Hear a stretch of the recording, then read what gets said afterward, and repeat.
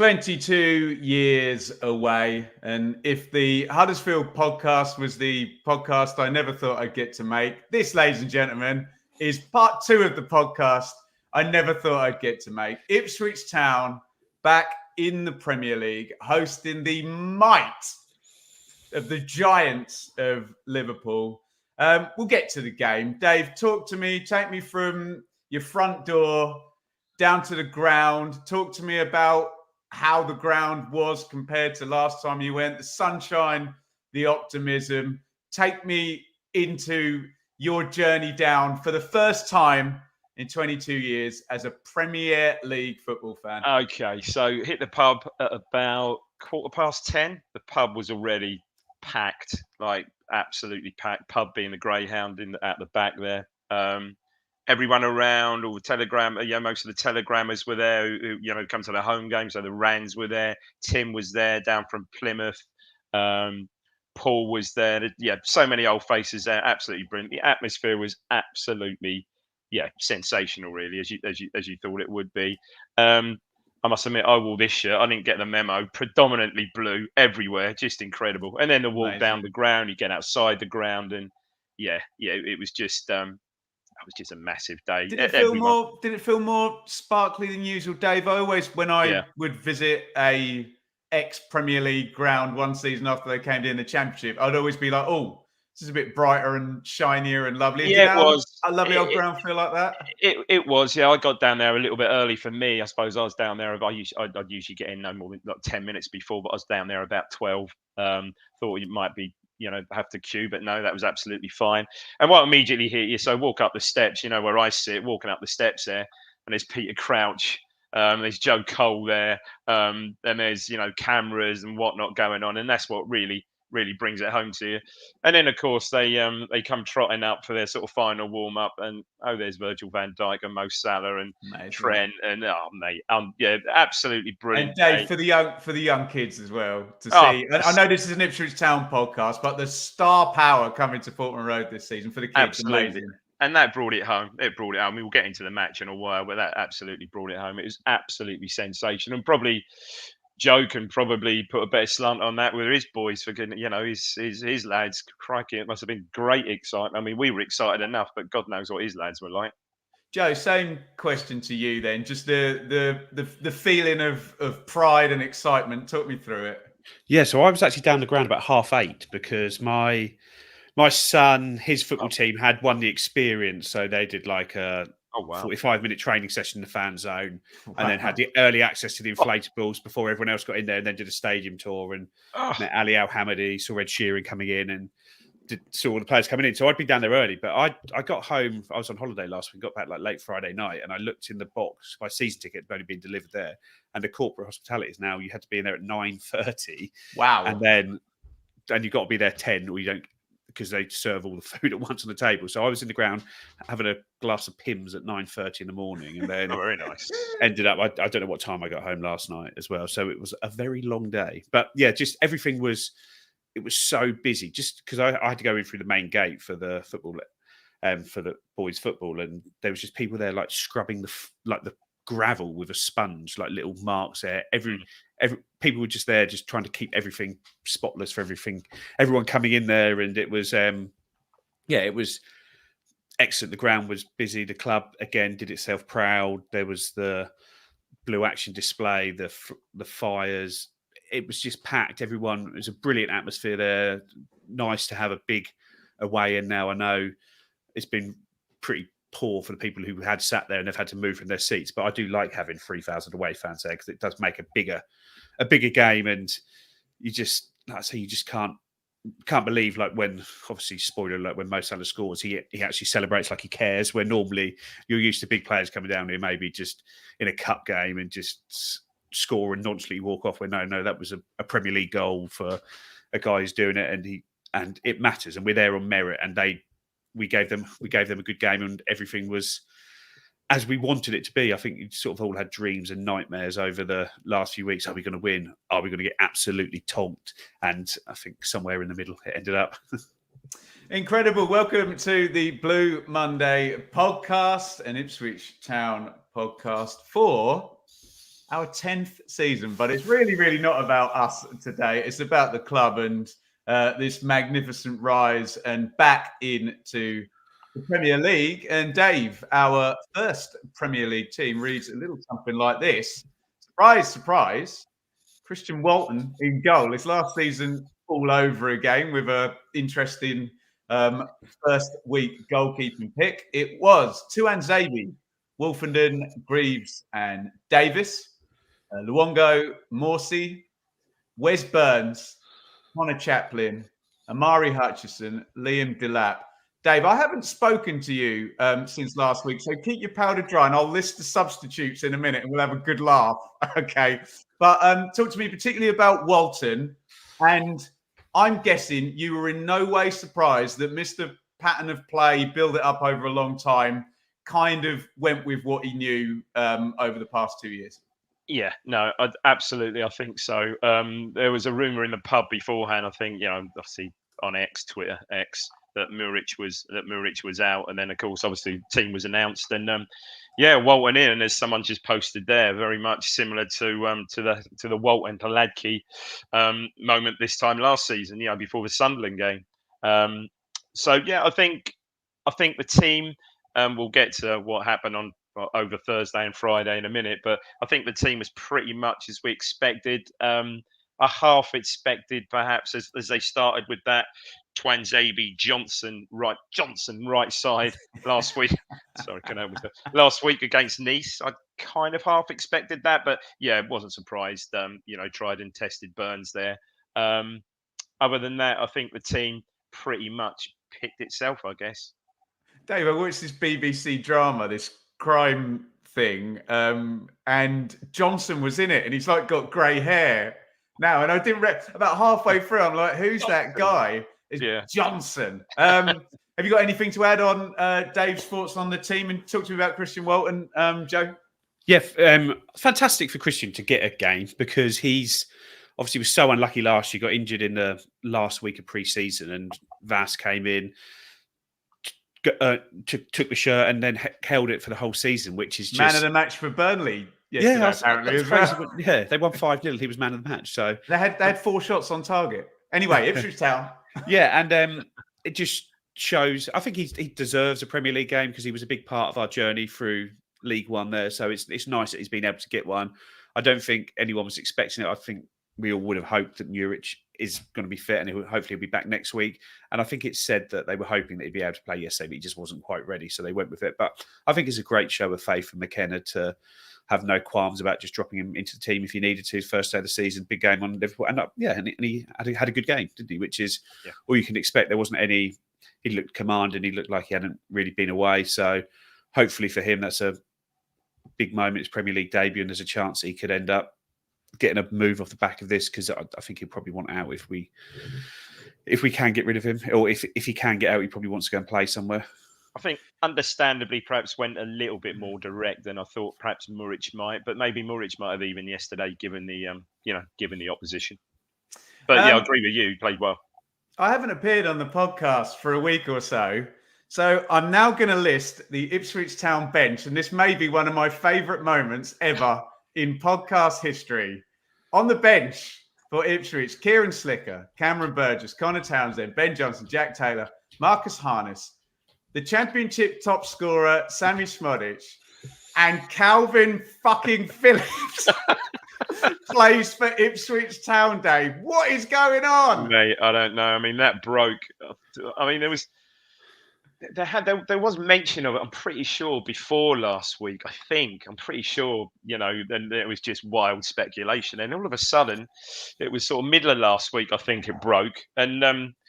And TWT or nowhere else actually poo-pooed it. And I think actually Stu Watson came out and said, actually, there might be something in this. So everyone was getting excited, but still very much thinking, no way. And just mind-boggling. I mean, who would have thought? Three seasons ago, Calvin Phillips was just been voted England's best player at the delayed Euros, and we were kicking off against Morecambe. I mean, it's just mad, isn't it? Absolutely mad. But yeah, what a coup! And it seems that yeah, look, he clearly wasn't getting a game at Man City. Didn't work out for him for one reason or another at West Ham. And clearly, there's a talent there. We all know how good he is. I mean, crikey, you used to eulogise about him, in Bielsa's Leeds, for Christ's sake. What a player! I bloody love Calvin No, Phillips. no, absolutely right. He's got the drive. He's got the lot. And I think he's in now one of these situations in his career where he just needs someone like a McKenna to put an arm around him and give him the help and support he needs and get him fully fit. And he's going to play, isn't he? He is just going to play. Someone just posted, actually, just getting onto that. Someone just posted. I see on the chat just there that by the end of the transfer window, those 7 core players that got us through, League One and the Championship. Yeah, that could be down to like 3 or 4 potentially by the end of the window. So, look, it's a hell of a coup. And I don't know if Joe's going to talk about Sammy Smodics, but Sammy Smodics, obviously, love it. It's been such a protracted signing when it first broke, I think, over a month ago now. Much to and froing, but just brilliant to get that over the line. Because I, for one, and I don't know what you and Joe thought, but I, for one, thought that if we were going to get him, it was just going to drag right on till the end of the window last minute. So brilliant that we've got him in as well. And yeah, what a bench, as you say, quite rightly said. Would you like to talk about our new reserve central midfielder, Joe? Someone mentioned him to me a few weeks ago. One of the dads at Teddy's football training. Sorry, stop what you're doing. We're doing a podcast. Ipswich just played Liverpool, and we've got Calvin Phillips. What's going on? Yorkshire Pirlo. Sorry, Joe. Carry on. Yeah, and he said to me, "Oh, Calvin Phillips would be a good sign." I just thought, well, there's just no chance of getting that sort of deal done. I didn't for a second think we could do it, but obviously you can see why it's made sense now and why it works for him, as opposed to going to like. I think Everton were in for him, but you look at the way Sean Dyche plays his midfielders, it's very much quite a passive role in there centrally. You're not where he's a lot more all action than that and can be. And I think he probably made that mistake of going into a David Moyes team last year where it's not a great place for central midfielders to sort of show their abilities off, especially ones of that kind. Where here, he is going to be the main man, getting on the ball, playing through the thirds, doing it. And you look at how we've set up to play effectively on the break and the pace we've got into there, some of his passing through the lines is just going to be unbelievable. So, yeah, great. And like Rich just put in the comment there about Leif Davis, so it sounds like Leif Davis are really good friends and really sort of helped push the move along. So just an unbelievable signing, and you just can't believe it. But the only other thing I would say on the bench yesterday is, as it came on, when you look back at the Huddersfield game at the end of last season, like Marcus Harness and Ali Al-Hamidi weren't on the bench for that game because even though they were fit, they weren't in the squad. So our bench we're probably a little bit weaker at the moment in that part of the game than we were at the end of last season, just with regards to a couple of injuries. Sarmiento going back on loan. If Phillips is he barred from playing at Man City next week? Yeah. I think all Premier League clubs, because you used to be able to sort of set the deal up so they could play if you wanted to. I remember Lamano Lualua scoring against Newcastle, I think, for Portsmouth. But now it's just isn't it? Eh? Yeah, it's just a straight. Well, like Sammy Smodics, an ex-Colchester player that we were linked with a few times. But they just actually can't play. So he's in a good position where he's now got another 2 weeks effectively to get fit for that Fulham game, and then there's another 2 weeks after that of the international break. So really in the next month, he's got one game to focus on, and he can really get himself in the shape that we want him to be in and learning our pattern to play and watching everything. And it's a really, really good sign and really pleased with it. And it's got a real good chance for him to get his career back on track because the move to Man City just hasn't worked for him at all. Who was the lad we signed from Mansfield? The really tall guy? Well, Ollie Hawkins. Ollie Hawkins.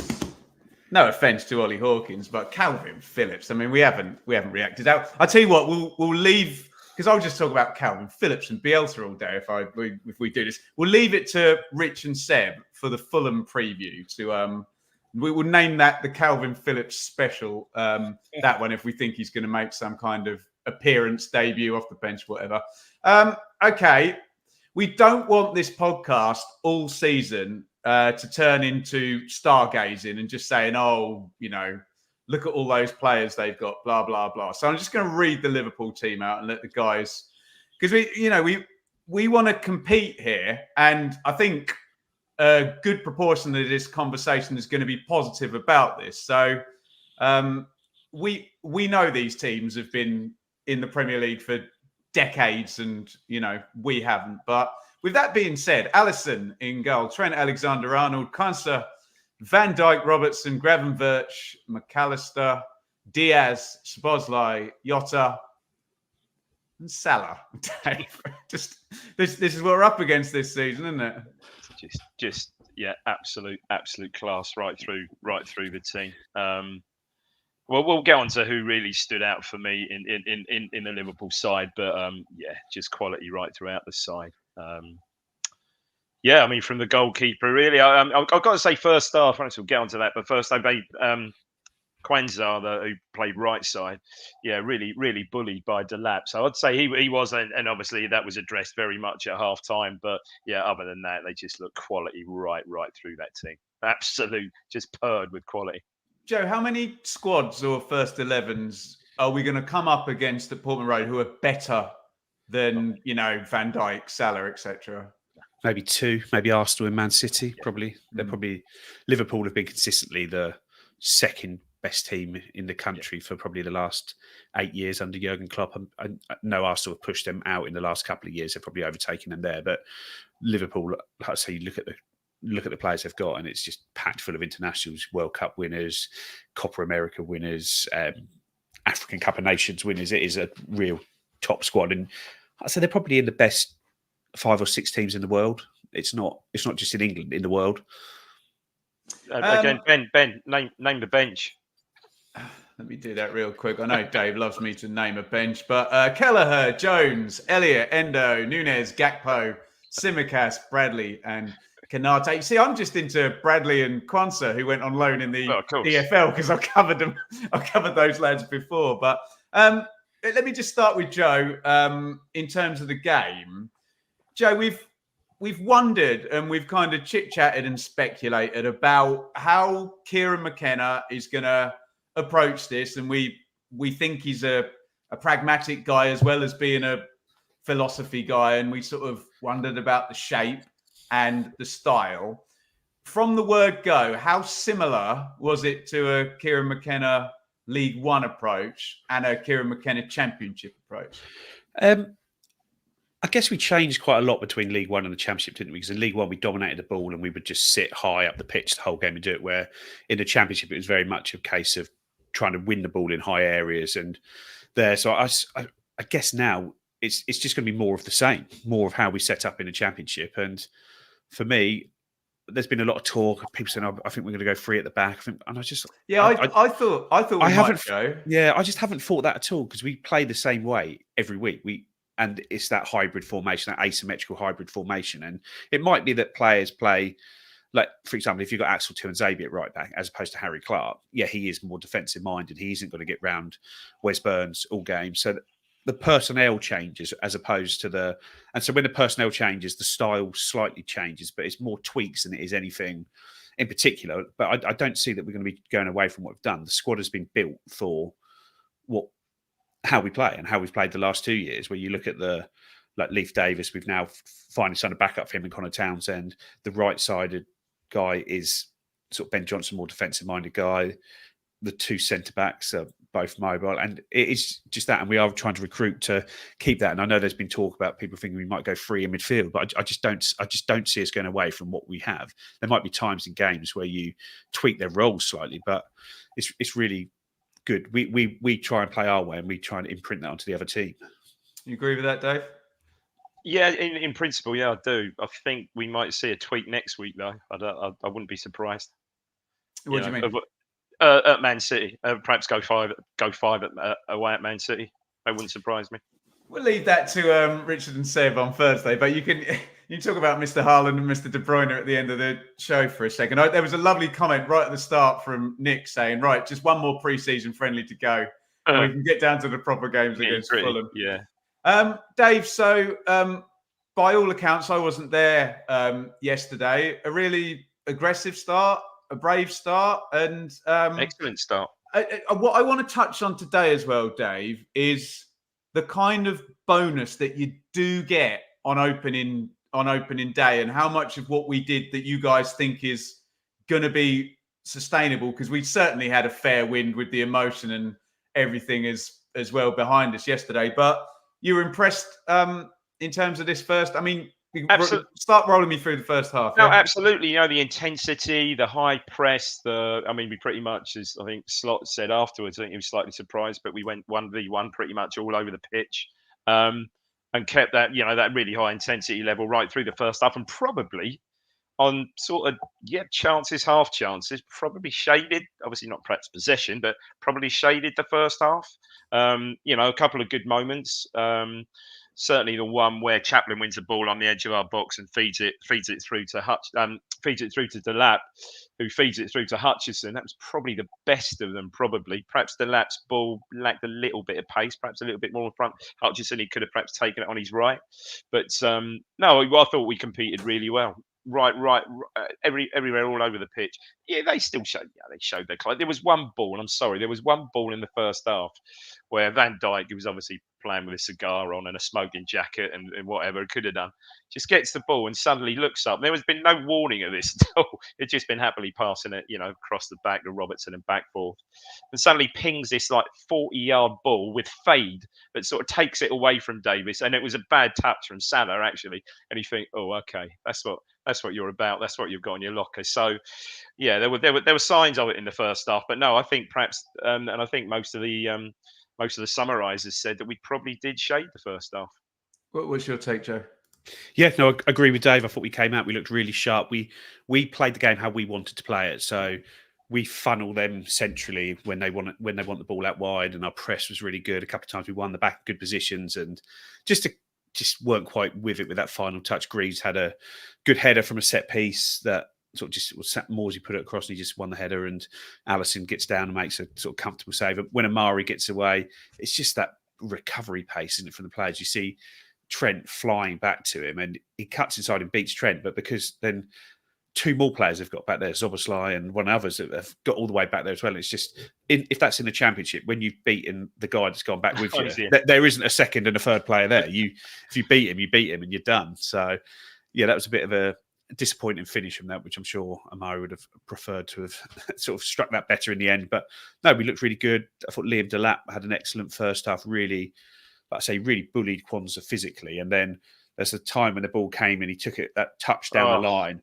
and he ran him as well there. So, because someone said, oh, Kwanzaa's off, he doesn't look like he had a knock. A Liverpool fan had messaged me, and I said, he just got bullied in half. And he was losing the physical battles and lost and he got run, and he totally ran him as well. So if you can't keep up with your guy and you can't win your battles, you need to be out. So that was really promising. But it was just, once you got through the first half, and in the second half, the game just sort of stretched out slightly, where we kept it really compact in the first half. And as the game stretched out, maybe a couple of players, I thought Luongo struggled to get hold of Gravenbach, and Gravenbach started dictating the game, and he just couldn't keep up with him there. And the balls from there, Trent was getting much more involved, wasn't he? Alexander-Arnold was getting much more on the ball, and Salah was just trying to get in behind Davis every single time. And Delap, I thought, tired around that time, just for the ball where just before the goal, Alexander-Arnold puts this cross in for Jota, which was unbelievable. But when you see it, Delap sort of with Alexander-Arnold, and he just sort of drops in one way and just goes. I bet that was in from where you were sat, Joe, wasn't it? Yeah, it was the cross, the pace. Joe, quickly, can I say, David Diamond does something really annoying when you go to the football with him. As Jota heads that, he'll go, goal, and sit back. Mate, that might have been one of the best crosses I've ever seen. I've never seen anything. No, honestly, he whips the Joe Telly. He just whips it in with no backlift. I've never seen anything like it. It's unbelievable. I was right in front. I was right there. He's right in front of me. Holy moly! But you look at the like Delap, he just doesn't close him down enough there, and you think, it makes it easy. He's probably gone at this point, and it's going to take. It's probably, this is why it is a positive having Liverpool and Man City as your first two games, because it's going to take us a month to get up to speed, because you can play as many pre-season games as you want, but you don't have 90 minutes of that intensity in your legs. So when we've got 2 free hits effectively for the first 2 games of the season, obviously you do want to try and get something from them, but realistically in the games against the big 6, big 7, 12, 14 games, if you get 5 points from that, you're probably happy across the season. So that means you're going to lose 10 of them, and it's no shame losing those games, but you've got to take them for what they are. They were just a better team than us that really rolled there. But we've got some excellent experience, some excellent minutes in the legs, and you sort of go again next week, and then really the season starts proper for us after that, when the squad's settled. Premier League teams don't need to make as many signings as we do as well. So their squads, they're ready to go from day one. It's not like the EFL where there's 7 players coming in, there's loan players coming right into the deadline. There's only 1 or 2 10 tweaks. new managers every season as well, Joe. There isn't that many in the Premier League, is there? Liverpool haven't even signed a player this summer, so every single player there was there last season. So the continuity exists in every team in that league. I think Absolutely. I think there's 2 things really.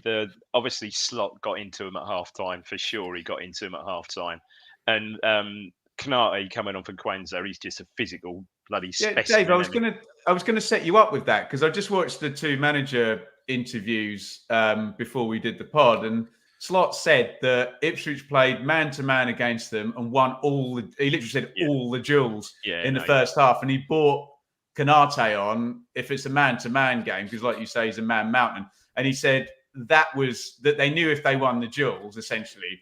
Of course, they've got. There was that. I think they'd go on and win the game. Yeah. That there was that, and then Trent probably played another 5-10 yards further forward, and as Joe said, grab him back, just pretty much ran the game. I mean, lovely play. I'd quite like that Slobbersley as well, but yeah, Trent just on a different level. It's incredible. The first goal. Yeah, get into these goals because I was sat there, I was driving to my work, listening to it, just thinking, I know how this goes. Don't go 3-4-5-0 here. So talk to me, Dave. Davis, I thought, had a really good first half defensively, hadn't he, Joe? He really kept sort of Salah quite quiet. I know you said the first half, I didn't even realise it was Salah playing because he's obviously had the short hair. I thought it was like Gakpo or something against him because he was so ineffectual really in the first half, and Leif Davis marshalled him so well. But I almost thought it was Gakpo there. Yeah. So this was the goal. The first goal came literally a minute after that. Minute or 2 after that ridiculous cross from and miss from Jota from Trent, and this is just a good goal. I think the ball is played. The ball is played forward. I think it might have been grabbing back to Salah, who basically comes off Davis, just pretty much on the halfway line, wide right. Comes off Davis slightly. First time ball back, and this is unbelievable. First time ball back to Trent, and then he spins, and then he's gone, and Davis is. Can we say Davis is a bit guilty of ball watching? I don't know, but pace, he's gone. But it's the ridiculous ball because you just don't expect Trent to play the ball where he played it. You kind of expect a curl ball down the outside, but he just plays this ball. He takes a touch, looks up, just plays this perfectly weighted ball inside, which takes Davis out on his inside. He's just spinning. He just don't know what day of the week it is. Bisects Greaves as well, and just basically Salah runs beyond Davis. He's on his bike then, gets to the edge of the box. Just one touch squares. It's a lovely goal. It's such a simple goal, but it's a lovely, lovely goal. And Jota ain't gonna. Right. He's already missed a point blank header, but he's not gonna miss that. It's just a finish as well, isn't it? It's a great finish. The pass from Trent is just a thing of beauty. That's all you can say, really. I say if I was being harsh on Davis, probably guilty a little bit of ball watching, but it's just 2 moments of class, really. Joe. Yeah. Similar to Dave, it felt like a goal was coming at that point. They were really started to like we did to so many teams last year, where you just crank it, and you just keep going, and you're just relentless and just pushing at them. And yeah, it was just difficult to take. I think when you watch it back, I think Wolfie would probably be disappointed. He's sort of like a yard behind his defensive partner, and if he stays tight with him, then Salah's probably offside. So yeah. These are the things you're going to learn in VAR, that you need to be perfect on these things because you're not going to get the decisions because they have to be right. So that line has to be perfect. But no, it was just a really good goal, and it was deserved at that point. So, Joe, this is a combination of Liverpool improving and starting to play to somewhere near their potential, and maybe we tire a little bit at the same time, and then just gets away from us, doesn't it? Talk to us about the second goal, and what I'm really most interested to hear about is why it didn't go 3-4-5. And you can talk to me about some head it, kick it, block it, defending, and Jacob Greaves as well. But do the second goal first. Yeah, again, they're sort of piling on the pressure still. And it's Salah on the edge of the box again. And he just plays a sharp little ball into Szoboszlai and just goes. And then it's just a perfect ball back to Davis. again, he's just run off him, and Davis gets a toe poke to the ball, but all it does is just set it for Salah to poke the ball past Walton. Walton gets out quickly, but no, it's just that pace, that sharpness around the box. That's not just the speed of thought, the quality of the execution and things like that. The balls are, everything is perfect, isn't it? And it's just so difficult to defend against. But you're not going to be playing Mo Salah every week, are you? It was exactly the same as that ball from Van Dijk to Salah in the first half. He drills a 40-yard crossfield ball that basically Davis you can't blame Davis' position. It drops over his shoulder, and the first touch from Salah is just ridiculous, and it just takes the ball out of the air, doesn't it? And then you're up against it. As Joe said, the ball from Szoboszlai was something else. It was just a simple ball, but just class.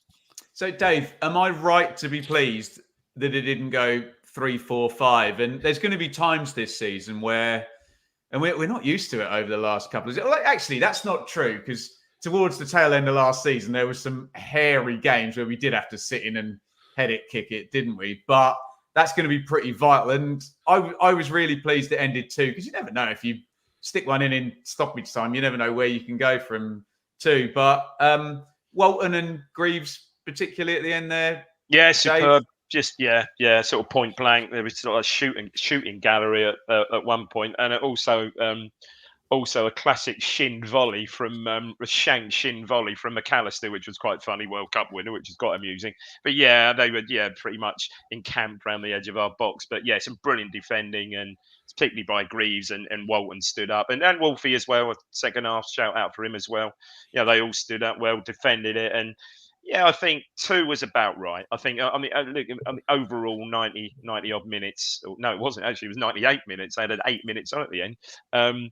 2 was about right, I think, just based on the effort and intensity we put in our first half display. To be fair, but yeah, it could have been 3 or 4 easily. But no, it's good to see. The XG was like 2.5 to 0.5. It was, so yeah, a 2-goal margin. About right. It probably stacks up with the stats. Yeah. Yeah, and I've heard from fans of promoted teams, Joe, that is just a killer for the fact that you can play well and then lose 4-0 is something that can be an absolute killer for promoted teams, isn't it? Yeah, and you just don't want to get into that habit of letting in so many goals, don't you? And we defended really well in the main part yesterday. A few people have mentioned it in the comments, but Jacob Greaves, looks a real player, doesn't he?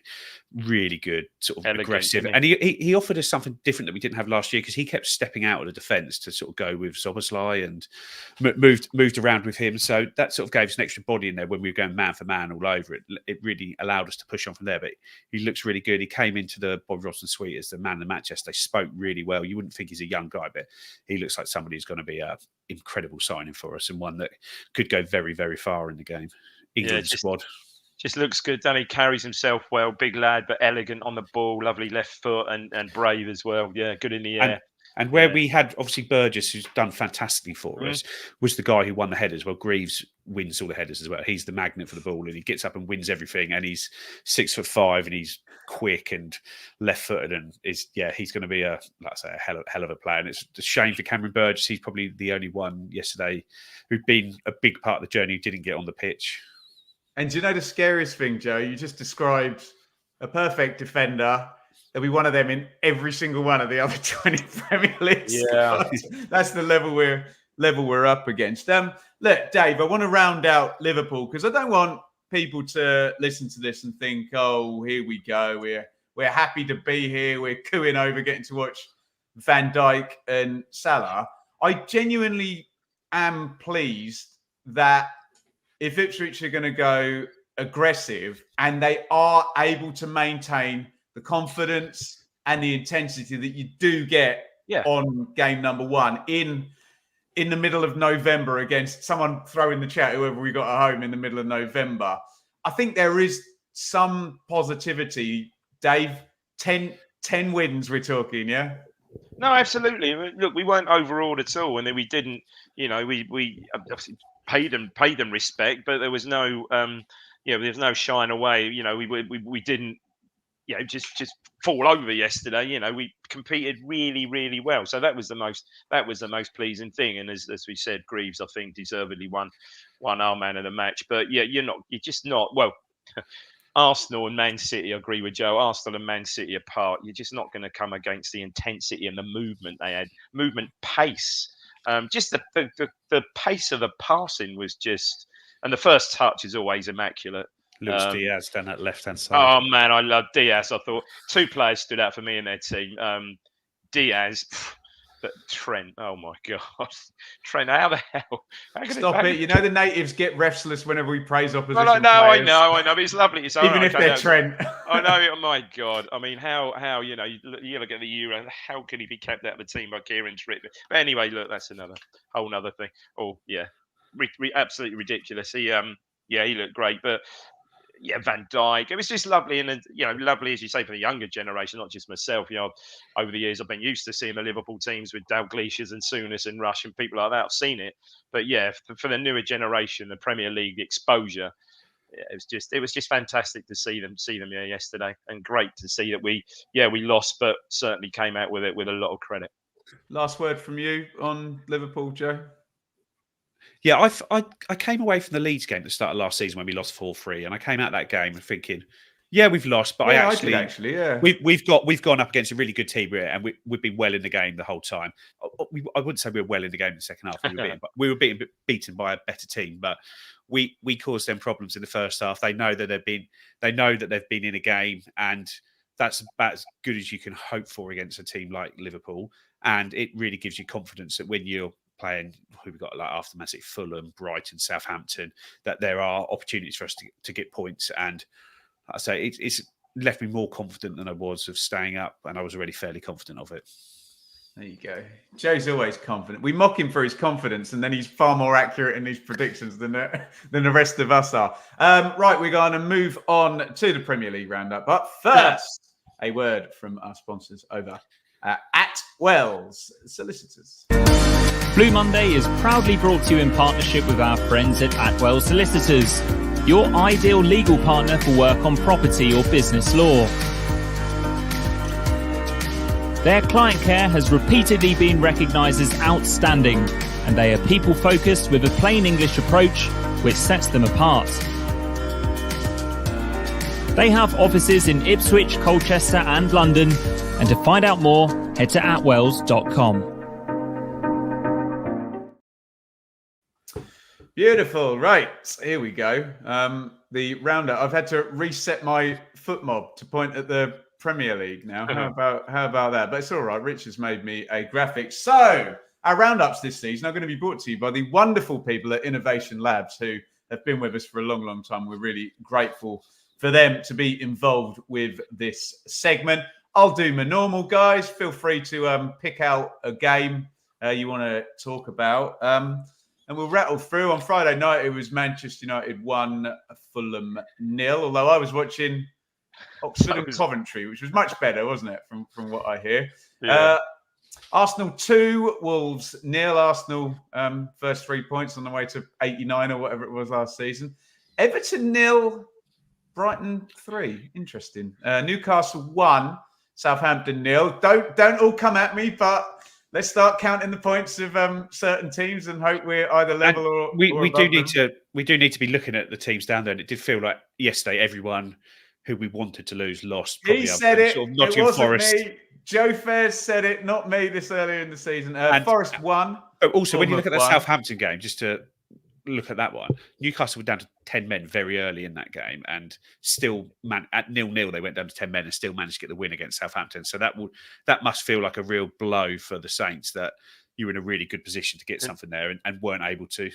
Didn't I also see that good old Russ Martin, they had something like 75% possession after the sent off?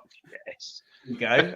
A theme. Where did I get to? Forest 1, Bournemouth 1, West Ham 1, Aston Villa 2. I might have gone for that on the excellent prediction show that we put out on Wednesday, possibly. Brentford 2, Crystal Palace 1. And in the super mega Sunday, Chelsea 0, Man City 2, who are our opponents next week. Tomorrow night in the Monday Night Football, maybe another one that Joe Fairs said that we might be interested in, is Leicester versus Spurs. So, yeah, Joe, can you just elaborate a bit on Newcastle Southampton then? Because I think that's interesting.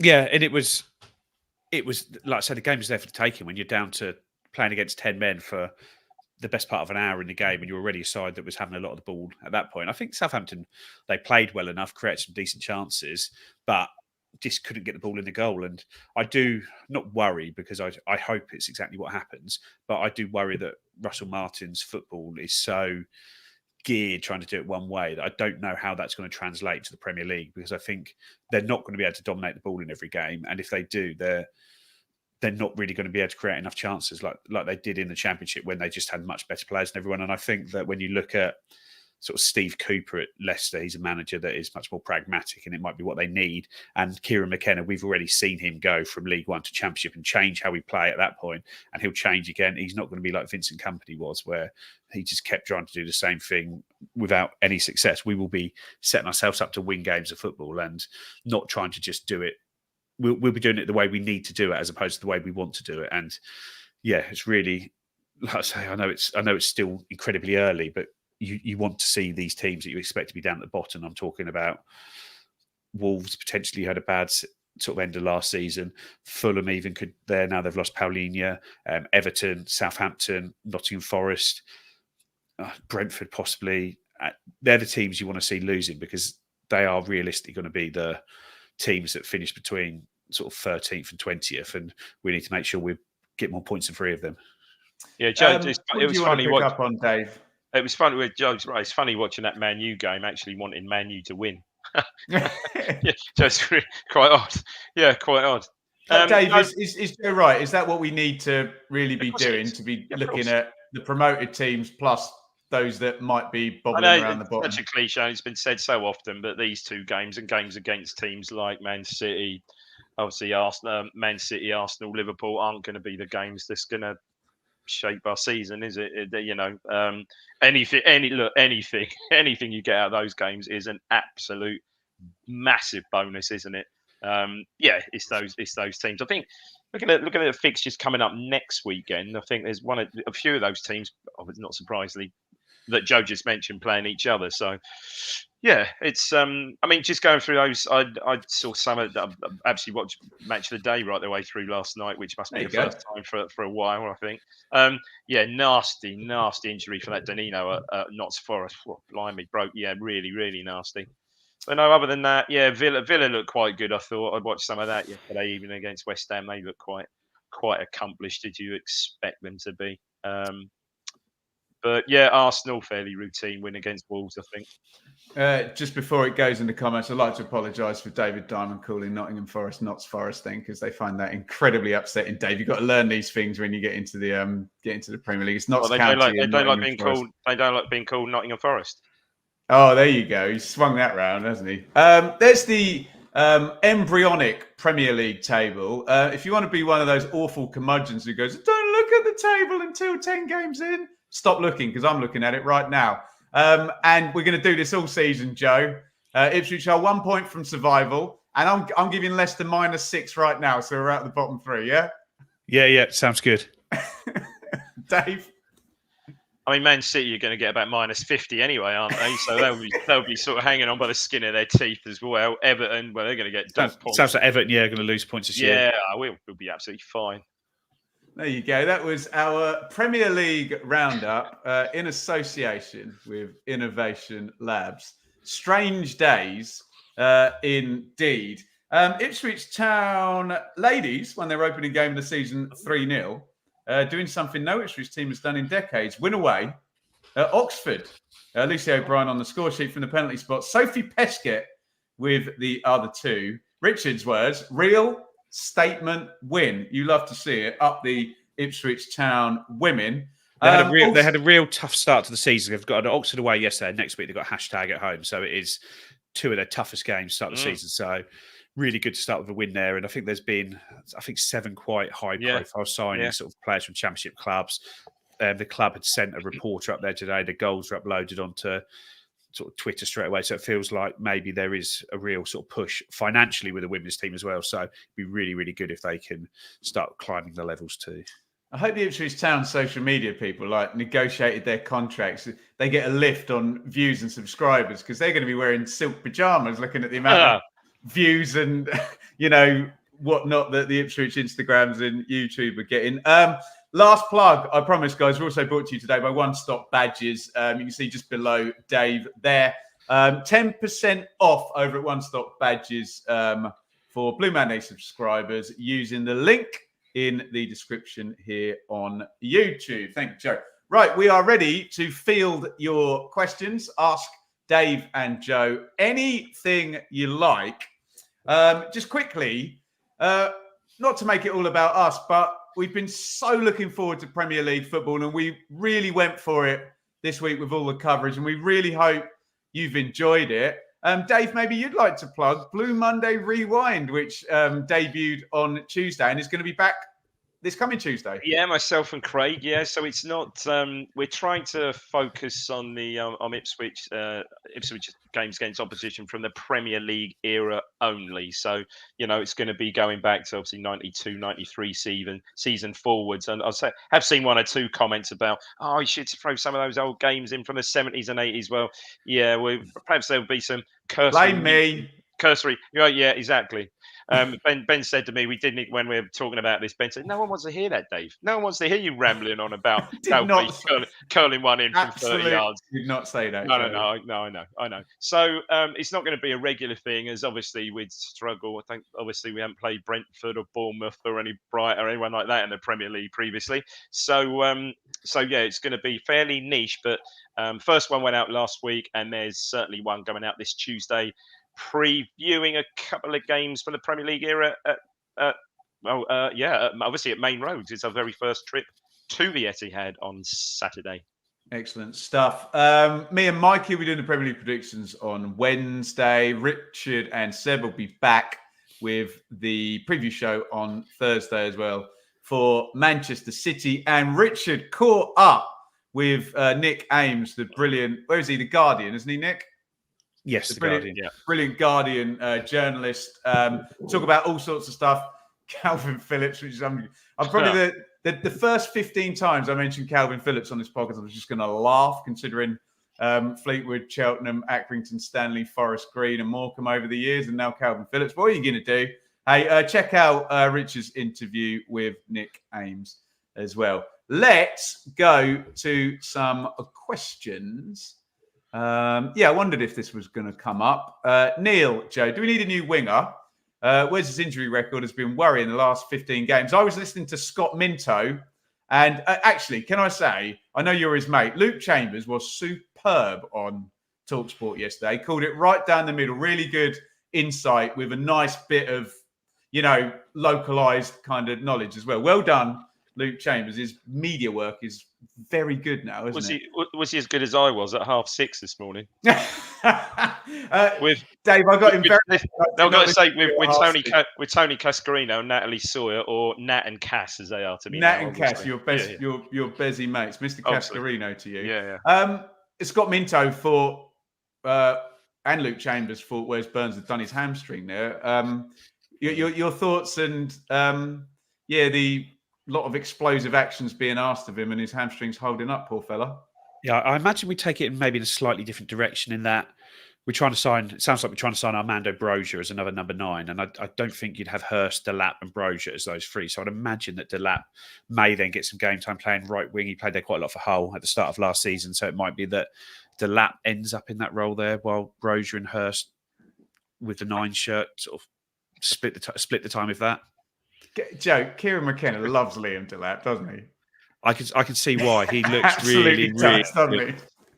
Every game he's played for us, he's got better and better, and I think he's going to be. I know it was probably the one deal we maybe overpaid a little bit for when you look at that, the Man City tax that goes on there. But he's an England under 21 international, 15 million, and I think that, like George Hurst last year when we signed it for 1.5 million, I think that 15 million could end up looking cheap by the end of the season. Yeah, there's a lot to work with there, isn't there? There really is. Yeah. Zorro Arc, on speaking of finances, Kieran Maguire put out a post saying we've requested a bank loan. Thoughts? So I don't know the exact details on this, Dave. I don't know if you do, but there's been some borrowing. I've looked at it. It's basically a bridging loan against our. Is it just this season? It's not. Yeah, just for the payment. Just this season. It's just. It might be into some of the other seasons, but it's just basic cash flow as opposed to mortgaging the club. I think it's quite common for clubs to do, and it's just basically the parachute payment money. And this season's TV money we want now, not in January, because we need it to stay in the Premier League. There you go. Well, we hope that that's the case. And it is fairly normal. I did ask Kieran about that. And I can't remember the answer. He told me what percentage and when the TV money actually comes in, and you don't get it all up. You do get a fair chunk, I think, in sort of July at the start of the football financial year there. So, yeah, I won't pretend to be a massive expert. I'm sure the doomsayers will say, well, they've already spent the parachute payments. They're done. They're going down. They're going bust, all of those things. But, yeah, let's just enjoy one game in the Premier League first.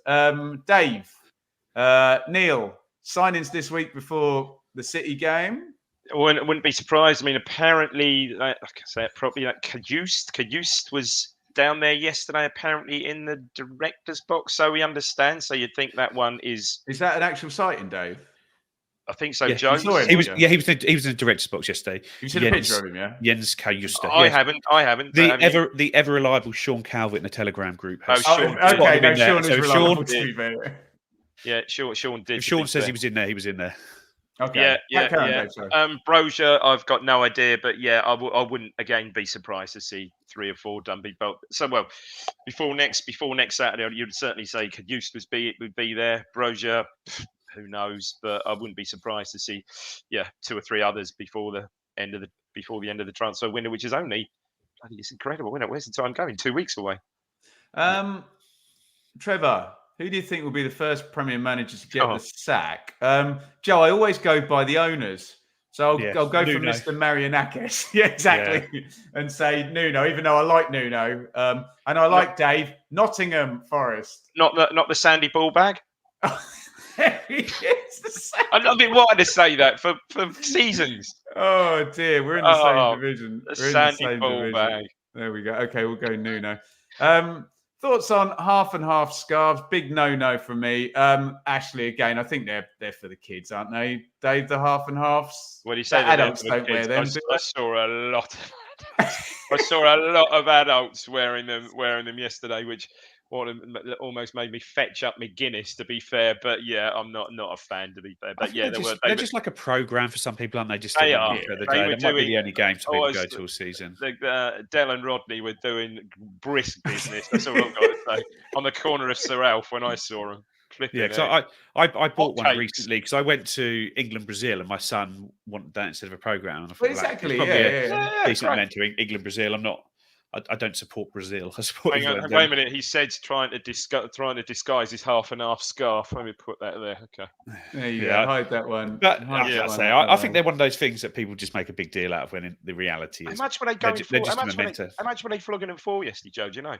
Oh, no, I didn't see any because I was in the ground so early. Oh, yeah, of course. Yeah. 15 quid, according to Trevor in the comments there. Oh, well done, Trevor. There we go.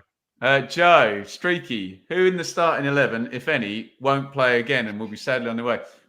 Maybe Walton, if Muric is Walton fit. is the most likely. I'd imagine Massimo probably won't start a huge amount of games between now and Who's going to play instead of him, Joe? Well, maybe Jens Cajuste, keep having there you go. Okay. Yeah, so if we're signing 2 central midfielders, you imagine that's probably going to be the end of Massimo's sort of starting role for Ipswich. Then there's a couple of, I don't know, Wes Burns looked like he half picked up an injury, didn't he? But you don't know who's going to be there. But I think your mainstays of the squad last year, I think the players you'd be looking, maybe not playing much more this season, would maybe Marcus Harness, Ali El-Hamidi, even Jack Taylor coming off the bench. If you think, where is he in the pecking order now? 5th choice midfielder. Is he one that even potentially could end up going out? You don't know on that, do you? Luongo didn't let anyone down yesterday, did he? He was solid pretty much. Yeah, I mean, Dave, we signed Calvin Phillips, mate. No, I'm just saying. I mean, comments on there though. Morsey on the bench, never going to happen. Well, we'll get to that. Right. Dave, Honey Badger games. Are we up to scratch defensively yet, or are a few more signings needed? Greaves look very solid.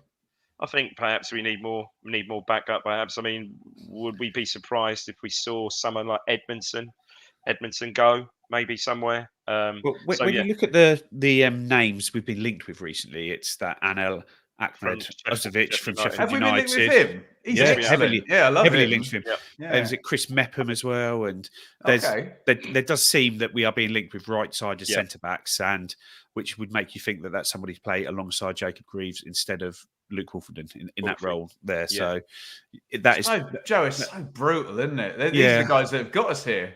I know, and I looked at the team that ended last season, the sort of regular team, and I said to someone in the summer, I said, the only two people I think are safe for their position in the team is Sam Morsey and Leif Davis. I think everyone else is at risk that if we can upgrade them, we will do. And Amari was one that if we could keep him, he would be safe as well. Those three were the only ones I thought are going to start the majority of the games next season. And when you look at it, Hladky's obviously gone and been replaced. At right back, we've got Ben Johnson. So you'd imagine he's going to play more than Tuanzebe and Clark over the season. Jacob Greaves has replaced Cameron Burgess. As we're talking, Luke Wolfenden could be being replaced by Ahmed Ozovic or whoever there. Leif Davis in Morsey's there. Luongo's now got to compete for a place with Calvin Phillips and Jens Kariuster. On the right, you could have Liam Delap there. Up front, you could have Armando Broja there. At the 10, you've got Amari. And then the left-sided 10, we've been chasing Jaden Philogene, Jack Clark, Sammy Smodix is signed from there. Yeah, I mean, Chaplin's probably not going to get a game. You'd think that probably Chaplin would be a start. It was interesting yesterday. I thought he didn't have a bad game yesterday, but some of those little flicks and tricks and those balls around the corner, they're just so quick, so quick to close that down. Brutal though, isn't it? How do you feel about that, Dave? No, it is. That's just the evolution of it, hasn't it? I mean, it's all happened so quickly, hasn't it? Yeah, absolutely. It's just the evolution of the team and the success they've had. It's now shit or bust finishing 17th, but that's all that it's geared to do now, and you've got to give yourself the best possible chance of doing that. There we go. Well, thank you everybody for your questions. There you go. I'll just read this one from Paul. That makes some sense. Can't be sentimental about any player. We'll be fighting for survival. Yeah, and as much as it's brutal, and these guys' livelihoods, Joe, if we're 17th at the end of the season, I don't think many of us will just be. That'll be the real quiz, right? But all those players have probably doubled their money since being promoted. They're all Premier League footballers now. And we'll be able to look back upon that at the end of their career. But realistically, the subs from last season are going to be out the squad. The starters are going to be the subs, and the new guys are going to be the starters. And that just goes on. And some of them will surprise us and keep their place in the same way that Luongo did last year when we signed Jack Taylor for a lot of money last summer. And we expected it to be Taylor and Morsey as a central midfield partnership. But Luongo just held him off and kept him out of the team all season. And maybe someone like Wes Burns is somebody who is just going to be able to hold off whoever comes in, because it was noticeable when he went off yesterday that I don't think, sort of it's harsh on Ben Johnson, but he didn't really know how to play that role on that right-hand side, and it just totally opened us up there. So Wes Burns, knowing the patterns of play, knowing everything about it, is still a really, really important player in that position, almost like the key player in that position, because he's the one that moves sort of up and down and sort of turns our asymmetrical shape around as well. So he might be one that holds out, but we don't. And that was a really evident first half. That out ball, that diagonal ball, Burns was winning a lot. He's very deceptively good in the air, Burns, isn't he? Really got a spring on him. So that was certainly an evident, but the out ball, which obviously after he went off, you didn't have that second half either. There we go. Right, thank you everybody for your questions. We are coming up the hour. Quickly from you, Joe, for us to be sat here ready to go for Fulham this time next week, what do you need to see at Man City for us? Because we're vaguely positive today in the face of a rare defeat really over the past two seasons. But what would you need to see next week? It'd be nice if Kieran McKenna can keep up his record of never having back-to-back defeats, won't it? So we'll see. But realistically, you just want to see a bit more progress from yesterday's performance. You want to give them a game, push them hard, make them earn their victory that they will likely get. I don't know what the bookies' odds will be, but I'd imagine we'll be like 10-1 to win out there, even longer. So you just got to make them earn that victory. You can't give it to them, and you maybe want to see. Obviously, you're not going to see a Calvin Phillips debut, but you might, but you want to see Sammy Smodix maybe coming into the team. You hopefully want to see RM Juric back. You maybe want to see Jens Kariuster getting some minutes if he does sign. You want to see if Armando Broja signs to get some minutes there. And that's all you can really do, isn't it? And Dave, you basically want our bench to look like it did last season, where after 60 minutes we sort of improved. The impetus that our subs gave us last year helped. Yeah. So yesterday it felt like the subs were maybe a little bit more of a hindrance than a help when they came on. Dave, in life, we're told it's the journey, not the destination, but we've reached it. How does it feel to be a Premier League podcast?